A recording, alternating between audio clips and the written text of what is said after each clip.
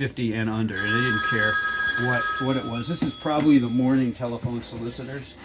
Hopefully they'll stop. Hopefully you'll stop. Who is it? Nope. Good. I get 4 of those calls in the morning from the robots. That is a rotary phone, by the way. Landline. Cats. I hit a whole spiel. Where's the cat on here? I didn't put the cat in. Oh, you didn't? It's too hard to make a mosaic cat, but I had to make a spaceman. I get tired of those fucking Bezos and what's his name, Muskrat. Yeah, same.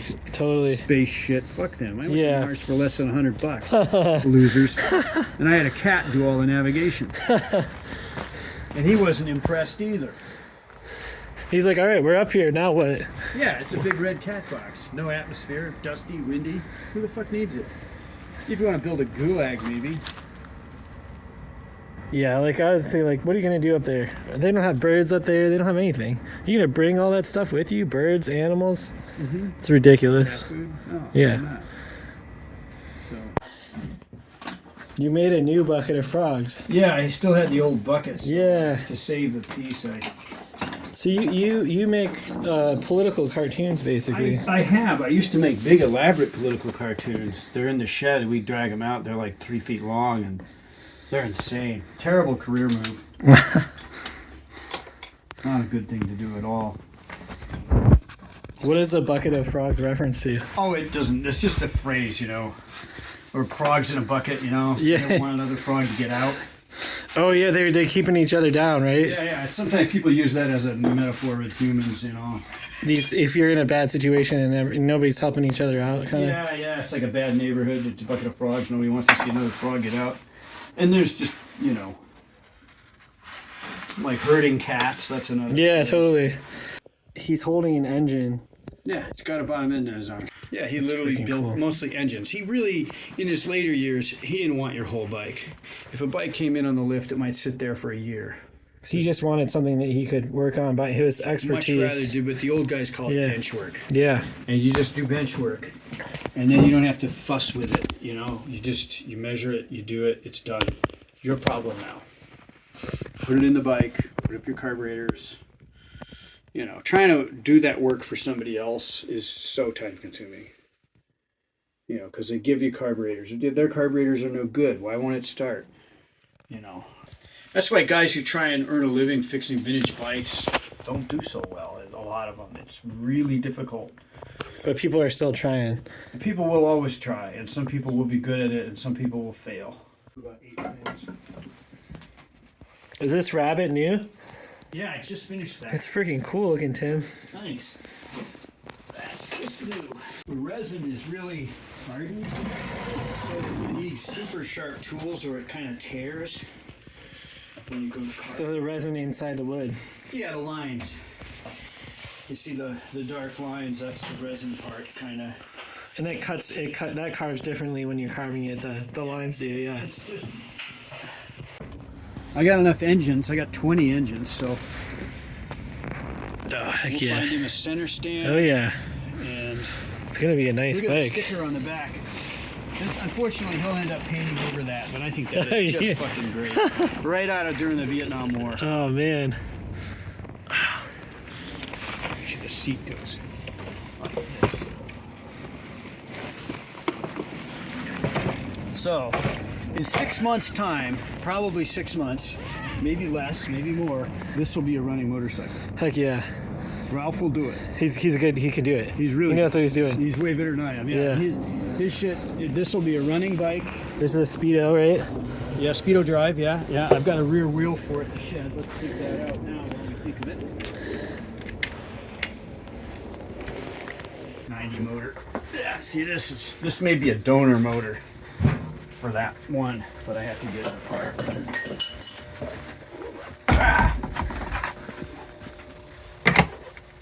So yeah, this is problems too.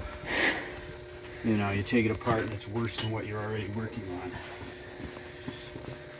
But it was free.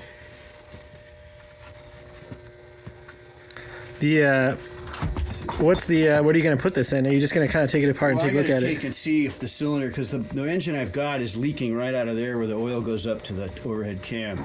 There's a cam chain tunnel here, And so it's either cracked there or there, but I can't see it on the parts I have. But if I pull that off, I still have to grind the valves and probably bore the cylinder. It's going to be a mess. So I don't know. I'm at option paralysis right now. Yeah, like what's the next step? I got 2 other motors, but they have a slightly different head. And this head, it's the right one with the configuration for the car. It's the later one, but they managed to break some of it down in here. Broke that off, so I don't know if I can even use that cylinder head. There's no muffler like exhaust system on it. Oh no, the header's off. It's off, the header. But yeah, there's the running bike right there. This one, the white one. Yeah, and you can see the whole setup. And if I fired it up, you could see this nice trickle of oil that by the time you go to ballot and back will have leaked all of itself onto the ground, thus causing you to seize a piston. Good times. But it did run for a long time. It had a big bore kit in it that Phil gave me when I was swapping crankshafts. It wore out the crank bearings, and he said, hey, someone left this here and never picked it up. He just gave it to me and I put it on 20 years ago. He gave it to you while you were at the shop? Yeah, we had the engine apart there, and he gave it to me and I put it on, and did he fine for 20 years, and now it doesn't. Did he let you use the tools in the shop? He had his own hand tools that you could use. Some guys kept their own toolboxes down there.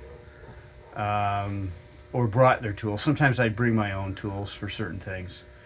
And because he started in '73 with his partner Joe, and they rented stalls.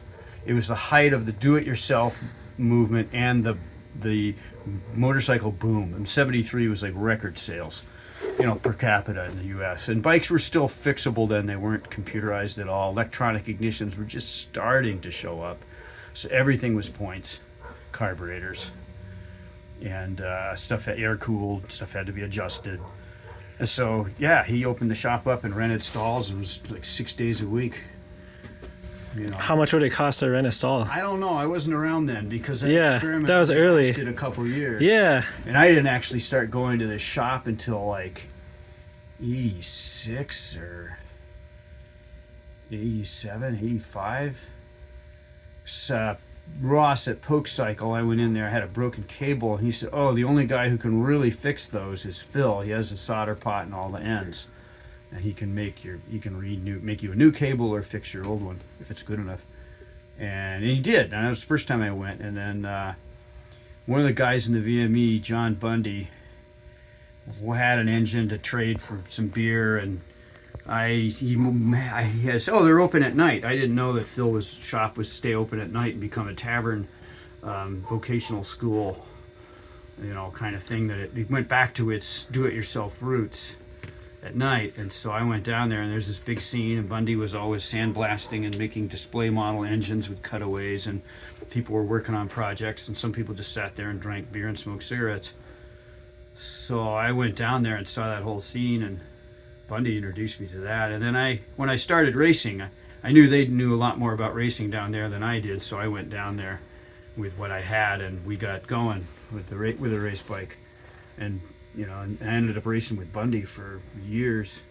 So when you started racing, that was your shop to go to? Yeah, absolutely. A guy a guy who used to go in the shop, Carl Rader, started the whole 160 class racing inadvertently when somebody said vintage racing was too expensive to bother with, and he said BS and built a CB 160 road racer to race against 250s because he could. It's a lightweight class, right? Yeah, they had a vintage class at the time was 250 and under, and they didn't care what it was. This is probably the morning telephone solicitors. Hopefully they'll stop. Hopefully you'll stop. Who is it? Nope. Good. I get 4 of those calls in the morning from the robots. That is a rotary phone, by the way. Landline. That's amazing. So do you dial out from it? Yeah, it works. That's awesome. I just, landlines are a luxury, but sometimes they pay off when somebody calls you from 30 years ago and it turns out to be important. Oh yeah, because they save, that's the number they have saved, right? Yeah, and it's often old guys and it has to do with Phil. Actually, the landline really paid off a couple years ago at the beginning of the pandemic. Phil's motorcycles, which he never should have kept when we closed the shop down, but he insisted on keeping them. We dragged them to his house. They all got stolen. 5 bikes. 3 Royal Enfield 500 singles, a 750 triple project, and a 750 Triumph twin, and a whole bunch of boxes of tools. I haven't been in the garage, so I don't know how much of it. But anyway, so a guy calls me up and he says, "Hey, I just bought this Enfield and your name is on it." Because I had for a while owned those Enfields, and then I realized that I bit off more than I could deal with, and Phil really wanted them, so I just sold them to him for what I paid for them, but it still had a shop tag with my name and number on it. The stolen bike. Yeah. Yeah. So what we ended up doing, let me block off this idiot. What is it? Please stop. I'll just have to leave it unhooked, because this is going to happen all goddamn morning. There. Part of the problem with keeping these bikes around is I know that you can't buy projects anymore. Everybody wants $1 billion for absolute shit, you know, and so if I get rid of these things, not only will some idiot ruin them, but I'll never, you know, see another one. You need to build everything yourself. So yeah, what kind of bike is that? Benelli? Yeah, it's a Benelli, but it gets a little bit also sold as a Moto B. See, there were 5 Benelli brothers, and I think one of them veered off and made his own company for a while. And that he went with the horizontal motor. I have the vertical motor in the other shed. And this is called the egg motor. Yeah.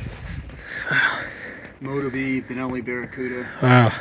This has a Benelli badge on the front, but it was not sold by Montgomery Wards like the others were. No, I think they're cool.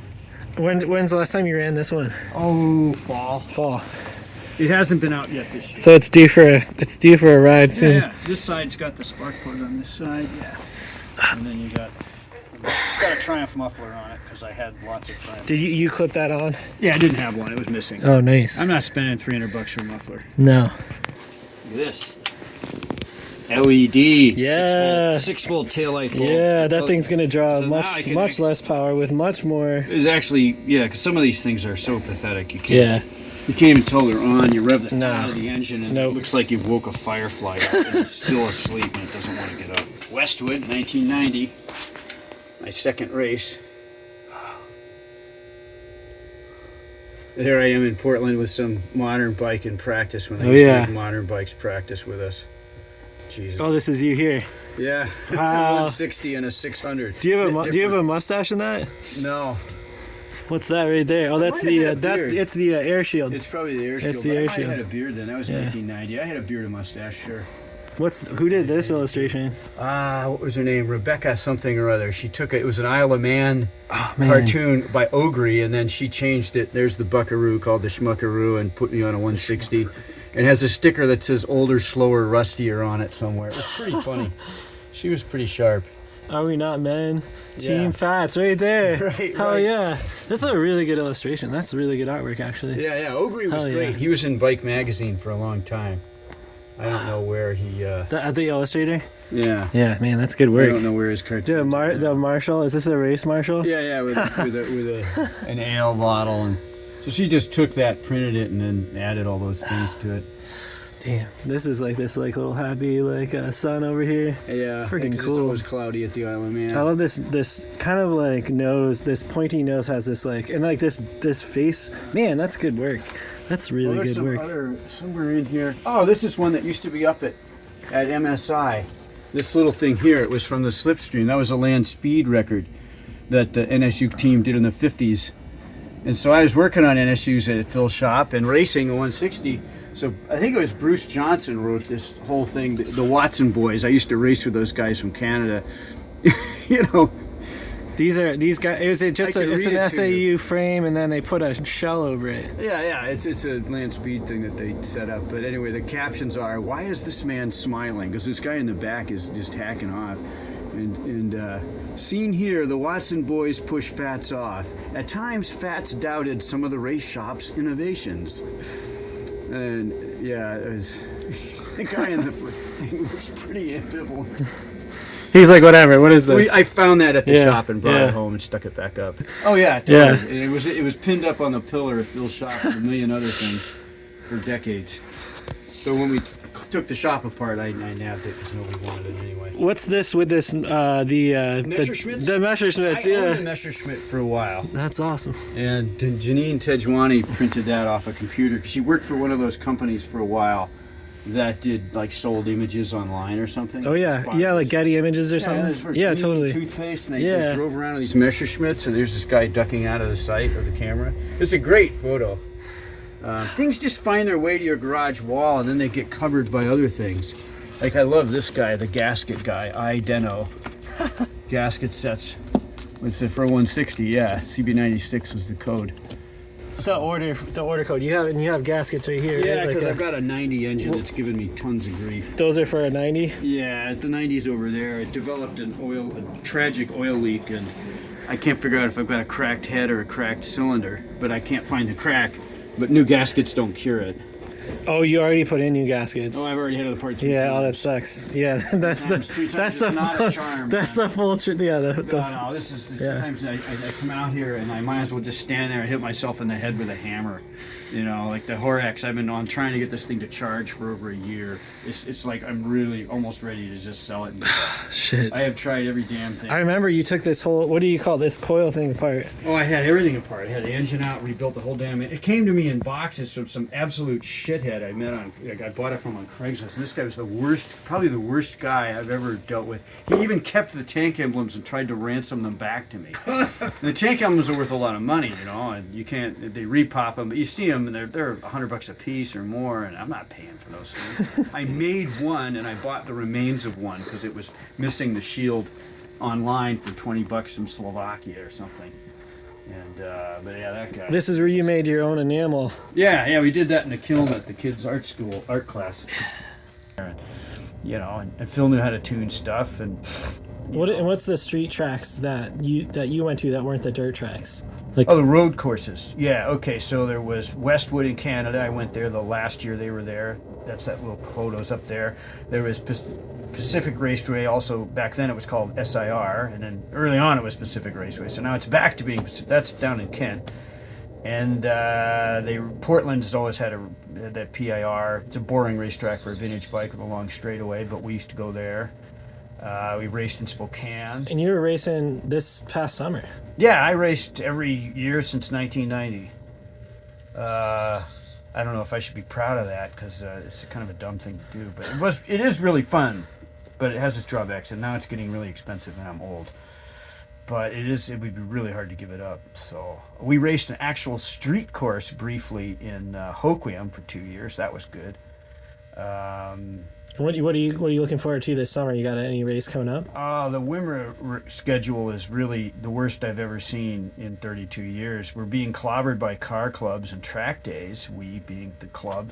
It's mostly modern bikes, but it's one of the few modern bike clubs with a vintage class, although we're an endangered species. There's so few of us.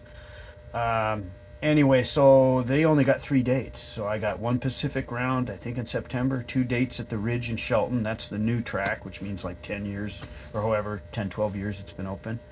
I think we got 2 dates there in maybe July. We have Laguna in July, which will be great. That's all the way to California. I have to go with other people. Yeah, you kind of make a trailer hitch up and then a bunch of us in a truck and a trailer, and you know, it's a shared experience. Yeah. And nobody really wants. Some people don't mind driving a long distance to a racetrack by themselves, but I don't want to do it. Plus, I don't want to be by myself a long way from home racing motorcycles. I have done it, but it's kind of a safety thing because people are helping you out. Junk like I am. Anything can happen. If something happens to me, nobody can even get the thing to start, so it'll be like stuck at the track. I mean, you know, it's kind of like, yeah, you know, you just try and be careful and don't have anything happen. You know, but that's part of the racing is you're going with a group of guys because they're going to help you get the bike there. They're going to watch out for your stuff. You got all. It's you like, blend all your tools. Totally. I had an extra set of cheapo taps and dies, but a full set. We stick them in the trailer. They're always in the trailer. You know, I just pitch in. He's got one of those roller starters. Oh yeah, you can start bike. With a wheel, right? Normally we bump start them, and our bikes are little, but I got a bunch of injuries, and sometimes I have a hard time pushing bikes. You know.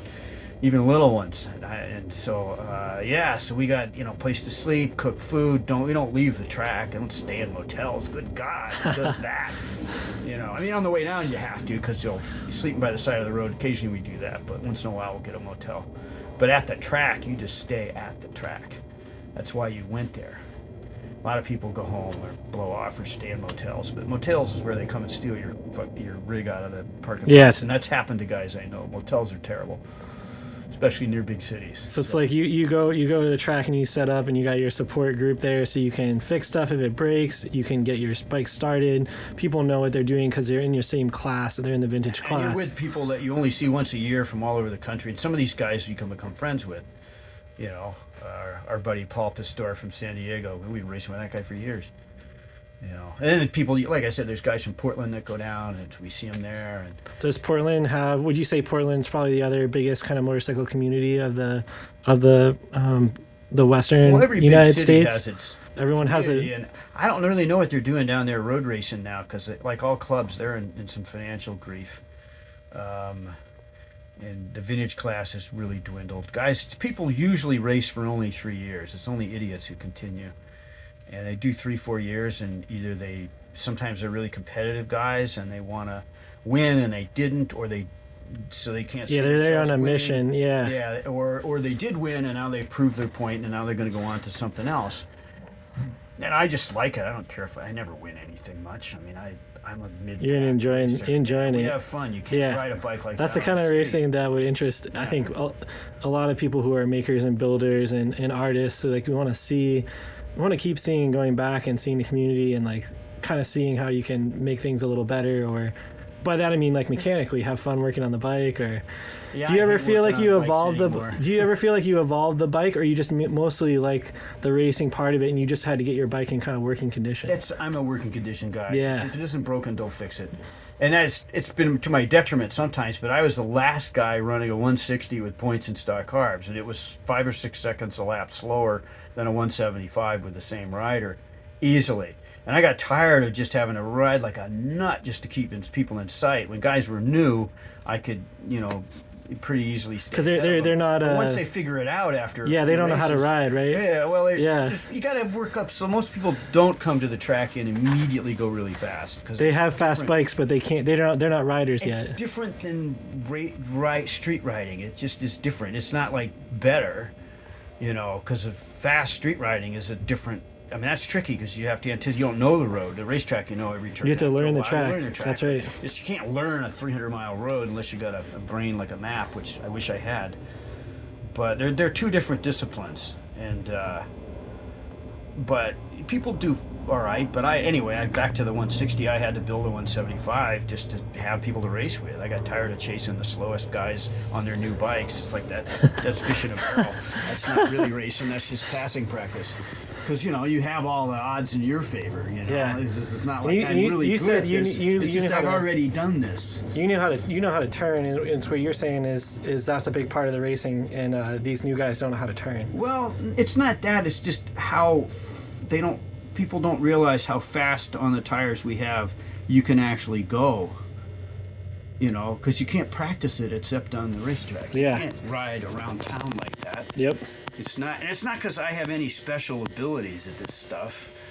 I mean, I'm okay at it. I do all right. I can mid-pack, but because some people make a big deal out of strafing new guys, and that's fish in a barrel. Anybody can do that. Yeah. If you've been doing something a long time, You don't need to show You off don't that. need to- Probably feels good a few passes though. Well, yeah, you practice. What it does is you practice passing. So when you get people in a different situation, you're racing with your buddies, and you come up on some slower guy, you can put the slip on him.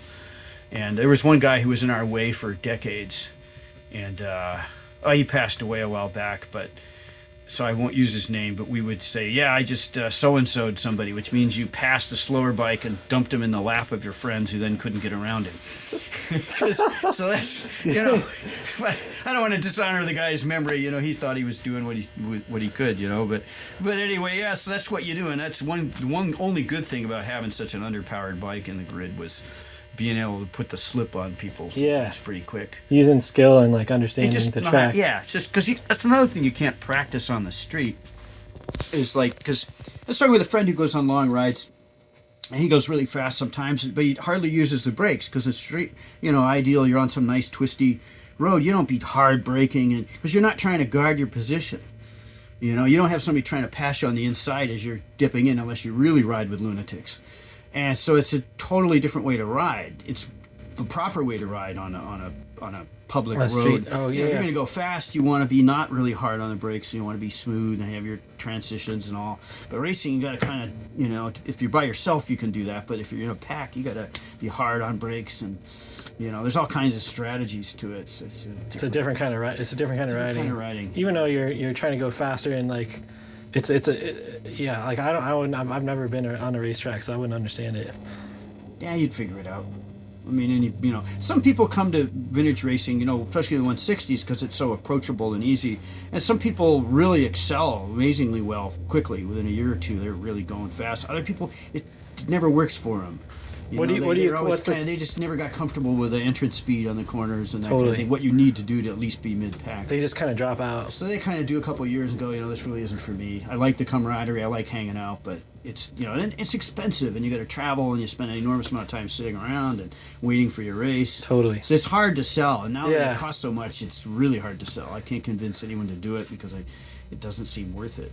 What do you think is going to be the history of the vintage class? I have no idea. We're kind of at another like crux where we're down to almost nobody. Yeah. That happened 20 years ago, and I built a bunch of renter racers for $800 a shot and put guys on them. It's not like I got rent money for them, but it kept the class alive, and then all of a sudden it caught fire when we gave a Portland guy a 160 who was tired of fixing his 350 Honda and spending a fortune. Because they were engaged in an arms race on who could build the fastest 350 Honda.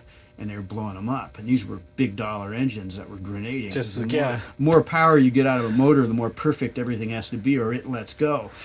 And so, but we ran stock engines. We started with this stock rule of like, this is the rules, and we didn't enforce it, but we just said, yeah, just do stock stuff, because people would just tune themselves off the track. They didn't know how to do a tune-up, and now they're trying to tune a bike to make it go faster. It's like, no, get it running first. The basics, Basics, which is what I learned at Phil Weigel. Yeah. Basics, this, that. And ride it around on the street in your neighborhood, put mufflers on it, whatever you got to do, make sure it's going to go before you come to the track. Early on, I used to walk around the pits all the time with my doctor bag, adjusting points and checking batteries and making sure people's stuff would run, because everybody was an amateur. It was great. Yeah. I mean, all these guys, some of these bikes looked superb, like the shoe guys in Portland. Those fucking guys, because they were designers and they had some money, built some beautiful bikes. One guy even built his own frame. He built a monocoque frame. And you can race your own frame, because it's not like it doesn't have to be street legal, right? Yeah. There's certain rules, and I don't bother getting arcane with the rule book of what year parts you can use. And, you know, there's standard rules, but you know, we had our own little unspoken rules, and that kept it dirt cheap. But then big guys always wanted to have a bigger bike because they were really slow. It's a handicap. Being over 200 pounds on a 160. Christ, the bike makes 11 horse, 12 horse. I'm just loving this idea of you making rent racers, like rent a racer basically, and helping. Maybe get other people to ride them. Maybe that could help modern racers. Totally. Usually. Maybe that could help the future of the vintage class. To do it. Yeah, nobody can probably. It costs $4,000. Like, there's a guy now selling his race bike, and it's a beautiful home built. I mean, it is one of the best bikes I've seen built by anybody. It's at $6,000 on Bring a Trailer right now. So who the hell wants to put $6,000 up plus all the other costs, and maybe it'll go higher? It hasn't sold yet. Yeah. And you're going to go race with a bunch of deadbeats and wait around all day to do 6 laps? I mean, oh boy, that's going to be a hard sell. You know, 6 laps. You know, and so what are they going to do with this thing? And people think they can ride them on the street. You can't. They're not street legal. They're just too miserable. Yeah, you know, and bad geometry and all that. The geometry's, it's racing they geometry. steer okay, but the ergonomics are horrible, you know, for riding. You know, they're only for racing. And, you know, cafe racers, it's a great, nice idea, and it looks cool. And they're way better than choppers, but you couldn't give me one. I've ridden my race bike in a parade lap or 2, and it was awful. I'll never do that again. Just not comfortable. No. Yeah. No. Not made for it. It's not. It's either you're flat on the tank or you're sitting up for a turn. That's it. You know, there's only 2 positions. Yeah. You know, you kind of crunch up, you climb up on the front end to weight the front. We don't do that on the fucking street. No. Jesus. No, you look like an idiot. You out look there. like an idiot anyway. I mean, it's just like we look like people who are out there like. I've watched us, you know, thinking we're going. It's like, what are these guys doing? You know, they don't look like they're going anywhere. When you're on a bike, it seems like you're like fucking hauling, things shaking around. You're like and it looks like everyone else is like, look at those fucking fools. You know, you know, what do they think they're doing? Yeah, the original 160s barely touch 80 on the straightaway. I mean, barely. You know, the 175 is one over there that I didn't build. That's the Richter Mobile, and that was a spare bike. This is a race bike. Yeah, Over here. Yeah, the black one there with the sticker, not the old NSU with a peace sign decal from the 60s still on it. No, that's the Richter Mobile, and that's been passed around the club for years. This black one here. Yeah, it was the spare bike, and when mine blew up and O'Mahony kidnapped it to fix it, he still hasn't fixed it, so I ended up buying this. I rode it for 4 years. It's a good bike. It's got all the good parts, and it's How many times have you raced this bike? Oh, in years. It's like how many years? It's been at least 3-4 years of steady. 4 years. A steady racing. A lot of racing. Yeah. And you let other people ride this bike? I have let Simo ride it. Yeah. Don Lang let me ride it. And it would take me half an hour to tell you the different people who've owned it. It's been in the club for 20 years. Richter moved away. He sold it before he left. He was one of the first big cheaters. He had the 200 kit in there, but he was as big as a barn door, so he kind of needed it. You know, big burly guy. You know, I remember that thing. It motored past me. Do you have any other race bikes in here that are in the race class? I only have one other race bike. It's down below. It's the original 160 that Carl Rader built. Awesome. I don't think he built it in Phil's shop, but it was definitely in his shop And at then, one point. then this bike over here is the other one that was in Phil's shop. Oh, all these bikes have been in Phil's shop practically, except the ones I bought since he closed. Yeah, that's a NSU Caproni. That's a total weird oddball. What year is that? 57, 58. 57. German engine, Italian chassis. You could still got bullet holes in it from when I got it out of Spokane. And the motor was ruined, so we chased another motor down. I mean, they got mad at it and beat it with baseball bats and shot it. And all I could find really wrong with it, other than the damage, was that somebody melted the wiring, Oh yeah. which just got about full. But you could sit on that. What would be cheat? What would cheating be bigger consist of? pistons. Okay, so like outside of regulation, basically. We didn't have, our regulations were a gentleman's agreement to begin with. Oh hell yeah, that's a nice looking bike. But people think like this. People see these things like, oh man, that thing is so cool, and they want it. But it's like, dude, you don't want to ride this on the street. No. You should climb on it. You'll see what it. Yeah, the geometry is. What do we got on this cockpit? Choke. That pushes the little thing down into the carburetor, and you pull it up as you go. And there's your timing advance, which moves the point plate. This is a mild enough engine, and it's only a 250. It doesn't even really need one. There's a compression release for the Kickstarter, you know, and it's again it hardly needs one, but the Kickstarter on this is welded together because the shaft is bad, so I use that religiously because I don't want it to break again, and I don't want to buy a new shaft and all the new parts. What is the electronic part of this part? That is an Italian aftermarket dimmer switch for the headlight and horn button that probably doesn't even work anymore, but. What kind of bike is this that has that? This is an old rigid frame NSU. NSU. So no rear suspension. No, Hardtail. it just has a spring that stretches on the seat. This model came out in 1933, and then they only did a few modifications to it. They were still building them after the war because of the war, and they still had the tooling. They made them all the way up to 1952, so it's a pretty long run, almost 20 years. What's NSU stand for? Neckarsulm. Neckarsulm. The city where they're made. Neckar River. Ulm means town or city. But it was just an ordinary commuter bike, 4-stroke commuter bike from the 30s, and they were still building them. This one's a 50. It's the same damn bike. It has one spring on the forks. Would you say this is one of your favorite bikes? Do you have a favorite? Just having them. Just having them. The favorite bike is the one you're on. Yeah. You know, some maybe less than others. Some, you know, I have them because it's the only one I've ever seen. What kind of bike is that? That's a 59 Zundap Super Saver 250. Yeah. I bought that thing in like 1984 for $150. It ran then and it still runs now. In Seattle, we have this thing called the Living Computer History Museum that was started by Paul Allen. Yeah. And like you're kind of the Living Motorcycle History Museum. We call this the Museum of the Mundane because most of these bikes are just ordinary Not even especially good sellers stuff. Smaller, ordinary bikes. But they run though. I try and keep everything running. I feel like a fleet manager. And so it keeps me going out on Tuesday or Wednesday nights to meet you guys, because then I drag out another old bike because I don't commute anymore. And even then, I was riding a bicycle a lot more. Yeah, I remember we rode our bikes back together one night, and I was on my e-bike, and you were like, you were almost ahead of me. It was crazy, and you're hill climbing over here. Well, I have low gears in the bicycle. The guy with the BSA has a bicycle shop, so he builds me a bicycle. Well, it's 2020. Yeah. Yeah. Set up and he just gears them really low so I can hill climb. Yeah. Yeah. So would you say, okay, let's say you got an old bike like this, Tim. How often do you have to run it? Like, how often do you want to start it and run it? Is it like once a year, a couple times a year? No, I try and ride each bike I look, because I keep a little bit of a chart just to keep me, so I know what I've done. They go out about 4 times a year each. Okay. For about 20 miles. And that just keeps everything moving. That seems to be enough. Every now and then I have to clean a carburetor or a pilot jet will plug up from rust and sitting around. But, the tanks aren't all perfectly clean. And some of these bikes I've had for, 35 years. So all the repairs we did 35 years ago are, coming undone sometimes.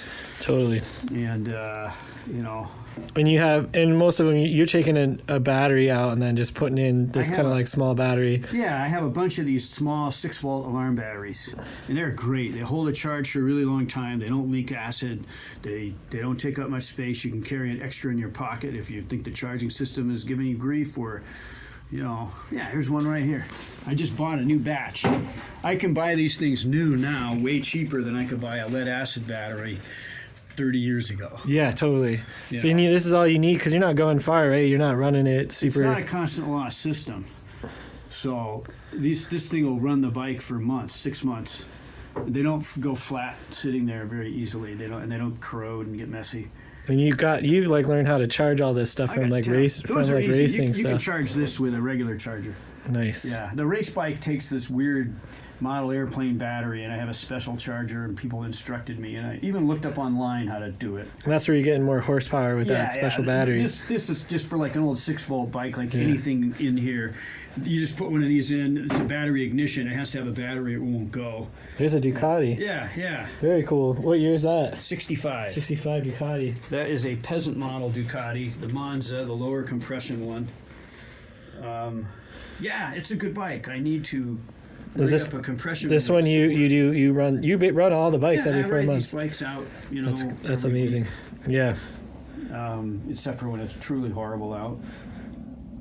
Yeah, you got to rotate the fleet, or they just won't start. Yeah. They need problems. That's awesome. It is kind of a dumb, crazy thing to keep 20 bikes running. It's kind of like the ultimate motorcyclist hobby. Takes over your life. It does, yeah. And improved it, because he was our first real tuner. That guy actually knew how to do stuff without spending much money. And he would experiment on his bike, and then it would work on, and he'd see if it worked, and if it worked, he would tell us all what he did.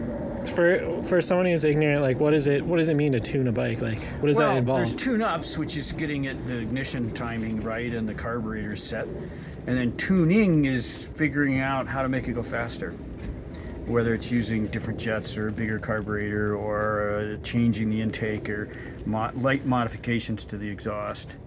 Because people sometimes think if they buy a bunch of parts that say racing on the box and they put them on their bike, it's automatically going to go faster, and that does not always work. And sometimes it doesn't run at all. And I think he or somebody else figured out the Pertronix ignition would work and you do away with the points, and then you get a better, more reliable spark. Points flutter at high RPMs. Okay, so for racing, it's better to have something different. Yeah, and you have to. But we all run constant loss, and then guys figured out that. I think O'Mahony and Bateman figured out that if you use these model airplane batteries that are kind of tricky, at 14 volts, they make an extra horsepower and a half, just because the spark's so much hotter. And And again, you can rev the engine much higher. The problem with electronic ignitions and heavy valve springs is you can have guys run to their engines to 14 grand where they really aren't meant to live. And so that shortens valve life and cam change. Just burns it out. You can break shit if you're not paying attention, because it'll just rev. Old bikes, the points to be the rev limiter. You couldn't rev them past kind of like 10. naturally set its own limit. Yeah, it would tell you shift now. But if your points got tired or any part of the system was slightly off, it would cut in sooner and drive you nuts. So you'd be running out of revs at 8 grand, and you need to be at 8 grand, 9 grand all the time. And that's the same with these Hondas. You say they were just what was making the engines blow up? Well, if you rev it too high, just flings itself apart. And you could over rev it with having electronic ignition, because now your points don't float, and you got big heavy valve springs, so the valves don't float. So what's going to happen? So everything else has to be really correct, or it's not going to be happy. But you know, we don't see engines break very often. I mean, occasionally they do. There's different things, but they're pretty durable. Because I've seen some guys vintage racing bikes, and they had their engine apart every week. And then there's always those guys who have to fix things that aren't broken. Oh yeah. There's always messing with that, it. the constant fiddlers. Yeah. And some of them succeed, and some of them don't. But you know, yes, everybody has Frame painters and fiddlers. Yeah, there's nothing wrong with being a fiddler as long as your bike gets back on the track. You haven't tuned it to a standstill. You know, which is, you know, Phil would joke about that at the shop, because people would come in and start working on their bike, and they wrote it in, and now they worked on it. Now it doesn't run. I've had that happen to me. You go to fix something and you screw something else up, or you know, if you just restore things for people that don't ride them, you can charge $1 million. You can, but just trying to repair. Riding is different, because then it's gonna break, because things are kind of always in a state of like it will break again eventually. Well, that, and a lot of the riders of these people buy these old bikes and spend a lot of money on them, you know, more prestigious bikes, and these old clunkers, they don't really know anything. So they spend a lot of money, and now they expect this thing to work perfectly. It's like, well, you got to know how to start it and let it warm up if it wants that, or how much choke. Did you tickle the carburetor? Did you bring a toolkit? So it won't start. Well, can you take the spark plug? Oh, you don't have a spark plug wrench with you when you do for a ride. I sold a guy a BSA once, and he called me from a gas station and said, the float's stuck. I said, well, whack the handle of it. We didn't know it was the float. He said, there's gas pouring out of the carburetor. I said, so whack it with the handle of a screwdriver. It's got a float, and they stick sometimes, old Amel carburetors. He didn't have a screwdriver. I said, what are you, nuts? You gotta have a screwdriver to ride in a BSA. You know, you gotta have everything. And you know, and that's the thing in the 50s, when guys like Phil were working in bike shops, you had to know all kinds of stuff that you don't have to know now. You couldn't ride a motorcycle without knowing these things. Cars were more primitive, but motorcycles were like cars from 30 years before. You know, they had manual advance, they had a compression release to start it if it was a single, and you had to know all that stuff. You had to know that's right. I never heard. You had to know all that stuff, and there's no reason that anyone need to know it now, but you had to know it then. One old guy at the shop, he was really mad. He didn't like the Hondas and the Japanese bikes because it took away the exclusivity of motorcycles. Because he said, I used to know everyone who had a motorcycle in Seattle, which was rubbish. It's not true. But this was in the 50s, and guys all went racing, and you know, you had a bike that was like a totally different thing. Nobody rode them to work, or you didn't pose. I mean, they rode them to work, but never were primary transportation, really. They were for racing and for fun. And you know, they were all back. Those guys all rode big bikes. Yeah, Harleys were big and heavy, and the police rode them. So you wanted a brake bike. That's what you wanted. Yeah, these guys did. Yeah. You know, because they were lighter. And that's before the Japanese bikes. Yeah. Because in the 30s, you know, we had that Smoot-Hawley tariff thing. You had to pay like a 20 or 30% tariff on a British bike in the U.S., so they didn't sell very many. That's why you don't see people dragging old 30s BSAs out of garages and sheds. That's not happening. They're all over there. I mean, a few came in, but not. Yeah, I never heard of this compression release. Like, what do you call it? The advance? No, it's like this extra lever where you're basically changing the compression, right? Well, no. There you go. This is a lesson Phil taught me at the shop. There's a battery out of this to charge it up. But okay, so you got your Kickstarter. He would also yell at you to take your bike off the stand because you break the center stand jumping up and down on it. You know, you're always supposed to bump it off the stand, but I won't do that because we're just going to be kicking it over with a compression release. So now it's stiff, so you're on compression stroke. You pull this lever in, and it opens a valve, and then the compression goes away. See? He always wanted you to mount the lever reverse so that your knee didn't hit it. So then you let the Kickstarter back up, press down, you're on compression, you push it back, and then you give it a big boot. But So the compression releases so you can start it. Yeah, so you have the piston in the right spot. So you get a full stroke when you kick it. Mm-hmm. Whereas if you just walk up to it and kick it, you might be kicking against compression, which You're fighting the air. You're fighting the, yeah, and it's harder on your leg and it's harder on the kickstart mechanism. Totally. So And it's better. just It's better for the bike, and it's kind of like what you need to actually start this bike. Yeah, any single, even bikes in the 90s or even had those. I assume everything's electric now and they have a way to do it automatically. You don't have compression releases on them. I know some of the big Honda dirt bikes had them, but I think that was all 20 years ago or longer. That doesn't have one. Yeah, twins don't have that. You can't really do a compression release on them, but they're usually easier to start. Then you had a choke over here. Yeah, this one isn't hooked up, and that was your manual choke. And you had a tickler for the carburetor where you held the float down until gas came out, like this. Just punch that down until a little bit of gas comes out, which is why my hands often smell of gasoline when I come to Tuesday night. But you got to tickle them and then they go. And let's see if there's one here with a timing. No, the only bike with a timing advance is down on the lower shed, but that actually moves the point plate and retards the spark so it's easier to start. That old War Department Thornton that I got told. And so when you move this thing to retard it, then once it's been running, you change it back. You move it back to full advance and okay. Then run better, but it's easier. And they bark, they kick back less, so it's easier on your leg and the kickstart mechanism. Because when you're in that kickstart stroke, it'll stop you and kick back up if it's not done right. You have to give it a thorough boot. That's why nobody wears sneakers riding motorcycles. Totally. I remember when I was in the emergency room after getting clobbered on the Norton. I can't remember when I was finally leaving Harborview or something, and the guy was kind of being snarky. I don't know why. And I had the only boots I own are those race boots. And they're all chewed up from angled biker boots. I'm kind of like, I'm just leaving. I got all these broken ribs. It's like, who is this asshole? And I thought about it. I said, dude, I should have just said, you don't ride 500 Norton singles in sneakers.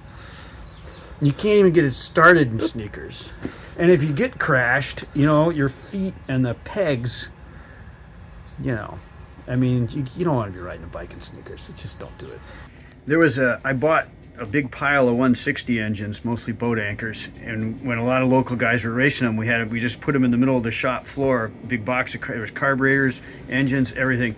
And anybody who needed anything, they could just go down there and get it. They didn't have to find me. Phil was always around except Sunday, and they could pay me whatever they wanted to pay me for it later if it was any good. And that way we kind of kept parts in circulation. Keeping them out of the pile. Totally. I probably put $250 out. Maybe I got 100 back, but it's okay. It was well worth it. Kept the class going, and we went from just 3 guys to 20. And the peak was we had 45 bikes on the grid at Portland, 44 Honda 160s, and a Bultaco. That's a good group. And I started in position 44. Only the Bultaco was behind me because he had to have someone push him because it wouldn't do a Le Mans start. I finished 10th. I thought that was pretty good. Out of 44? Yeah, but that was a lot of really new guys, so it wasn't that hard. Yeah. And what year do you think that was? Oh, hell. What year was that? Jeez. That's the peak of that vintage class, though. 44 bikes? 2000, something like that. Yeah, we had some ups and downs, but now we're, down again. Wasn't there a shop up on Aurora that you could parts bin motorcycle parts back in the day? There were a couple junkyards way up there, a bent bike. I mean, they mostly sucked. Did you ever go up there looking for race parts? Once in a great while, but nah, they were kind of expensive, and I had my own junkyard. In fact, I knew a guy who went into the motorcycle salvage business because he thought they sucked so bad he wanted his own shop. Eventually, he had a junkyard at his house. He was one of the Cretans. He was great.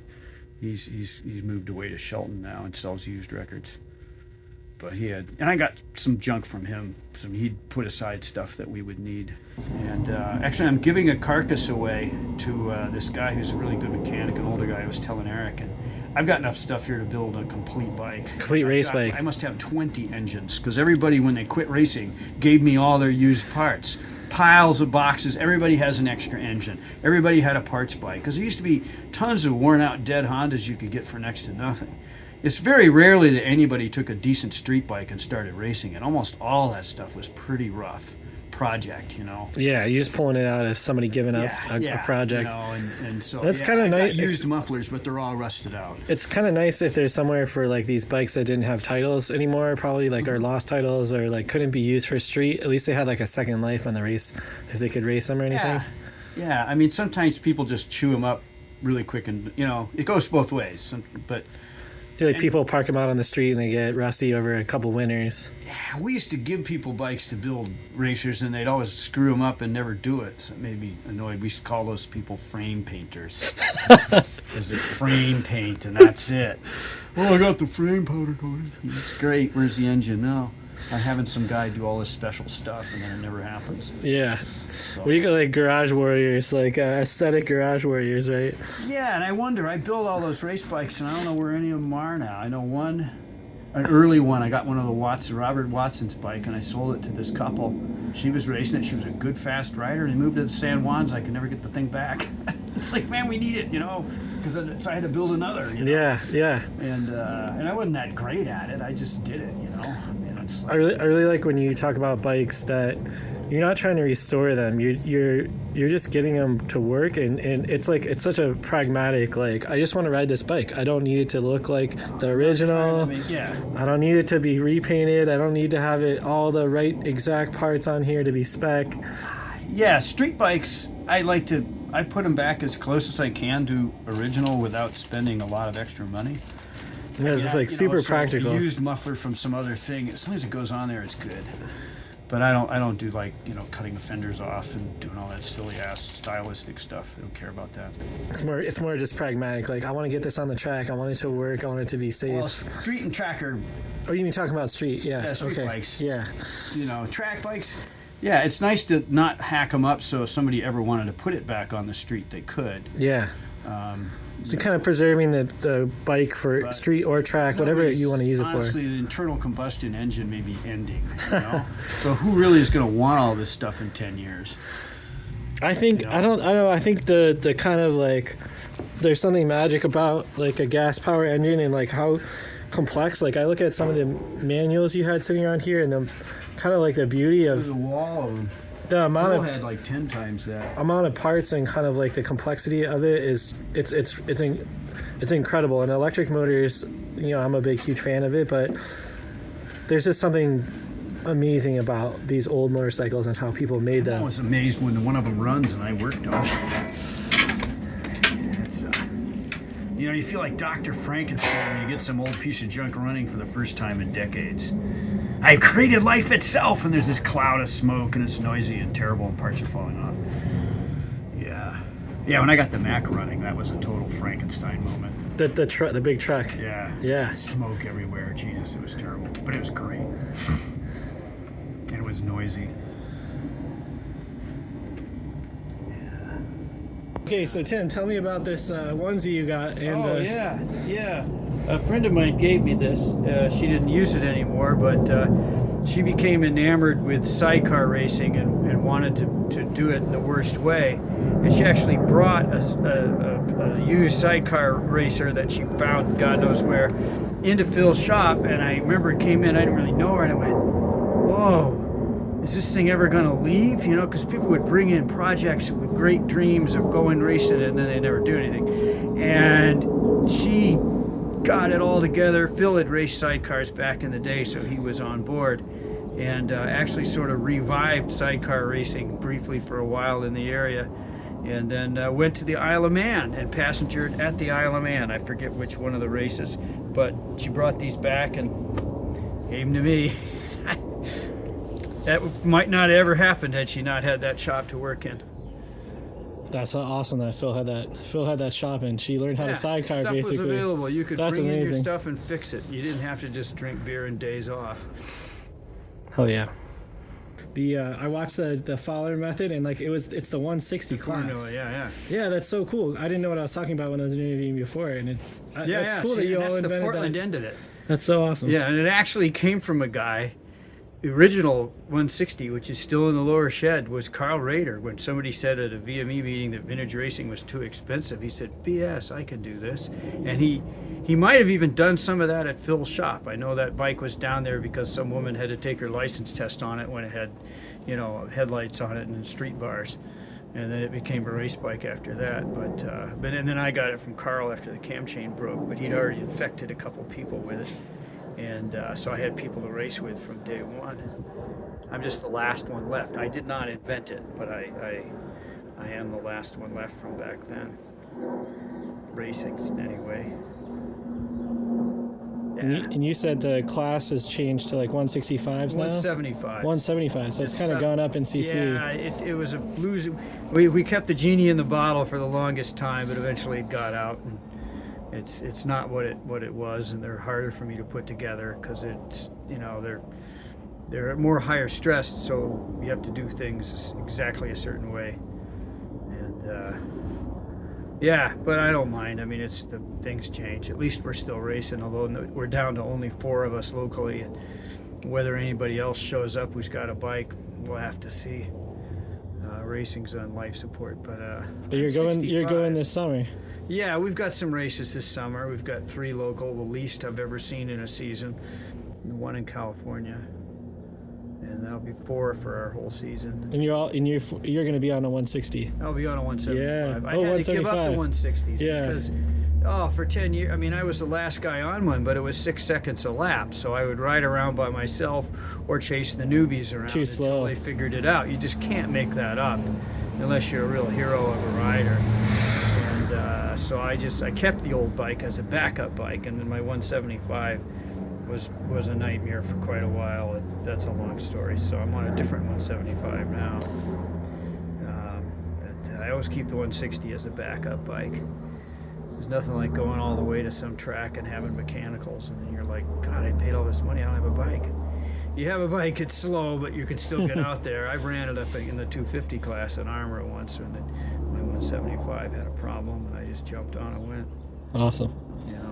Well, I hope you have a good racing season this year, and enough people show up, and maybe an extra person or 2 will come if you're lucky. Yes, we got to do something about that. I'm not sure what. Years ago, I built rent-a-racers. And I never really got rent for them, but I just built a bunch of extra bikes because I had parts and I could. And we just slammed together these box stock cheap 160s for about $800 a shot, and I just filled up the grid with them, or filled out the grid, and then you're just planting seeds and then it goes. But I don't have any seeds to plant now, and it's gotten so expensive it's harder to sell it as a fun thing to do. Totally. This is it's a lot of standing around and a lot of money, and it didn't used to be that way. Heck yeah! Well, I hope you get it. I hope you get to get the 175 out this summer. Yeah. Oh yeah. Yeah. Well, I got to ride it and pretty soon get it fired up. Get it prepped. Yeah, it was ready, put away, but I always like to run them around the neighborhood before the season starts. If there's any surprises, I want to know them now. Get the mechanicals out. Yeah. Get the gas through the carbs, all that. Yeah. Nice. So. That's awesome. Well, we'll have to see. We'll have to check back in and see how the summer season went in the fall. See what the status is. You could make a documentary about. Well, it's already been done a few times. There's 2 different guys that did documentaries on 160 racing, but nobody. People did interviews with Phil.